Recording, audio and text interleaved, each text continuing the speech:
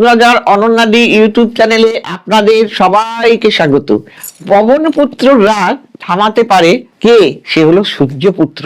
5টি গোপন জিনিস হনুমান মন্দিরে যদি দান করেন, জীবনের দুর্ভাগ্য কেটে সৌভাগ্যে পরিণত হয়ে যাবে। শনির দশা থেকেও আপনারা বাঁচতে পারবেন হনুমানজির পুজো করলে, শুভ ফল পাবেন আপনারা। শনি মহারাজ হনুমানজির পুজোয় কিন্তু শান্ত হন, তবে দান করার সময় কেউ যেন সেই দানটা দেখতে না পায়। দেশলাই, এই দেশলাই তুচ্ছ হলেও হনুমানজির মন্দিরে যদি দান করেন খুব শুভ ফল পাওয়া যাবে। এই দেশলাই দান করলে সাহস, একাগ্রতা বৃদ্ধি পায়, কর্মের জায়গা ভালো হয়, কর্মক্ষেত্রে প্রমোশনও পর্যন্ত হয়। এইবার কি দান করবেন? সকালবেলা ভোরবেলা উঠে লবঙ্গ দান করবেন। ভোরে স্নানের পর যে কোনো হনুমান মন্দিরে গিয়ে আপনি লবঙ্গ রেখে আসতে পারেন। লবঙ্গ আমাদের মনে কি করে? শক্তি যোগাতে সাহায্য করে।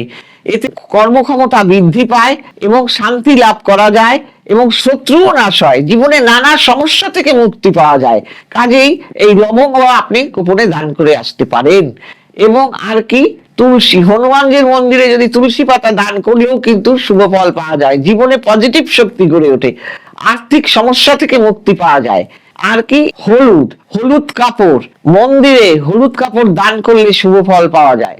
এর ফলে আমাদের মন পরিষ্কার হয়, জীবনের সিদ্ধান্ত গ্রহণ করার ক্ষমতা বৃদ্ধি পায় এবং জীবনে নানা সমস্যা থেকে নিজেদেরকে রক্ষাও আমরা করতে পারি যদি কিনা হলুদ কাপড় আমরা দান করতে পারি। লাল পতাকা হনুমানজির খুব কিন্তু প্রিয় জিনিস।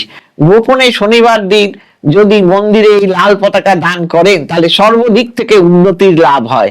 এর ফলে শনিদেব প্রকোপ থেকে আপনি মুক্তি পাবেন অল্প বিস্তার, এবং মুক্তি পাওয়া যাবে এবং শনির প্রকোপ থেকেও আপনি রেহাই পাবেন যদি কিনা এইটা লাল পতাকা হনুমানজির মন্দিরে যদি আপনি দান করে আসতে পারেন।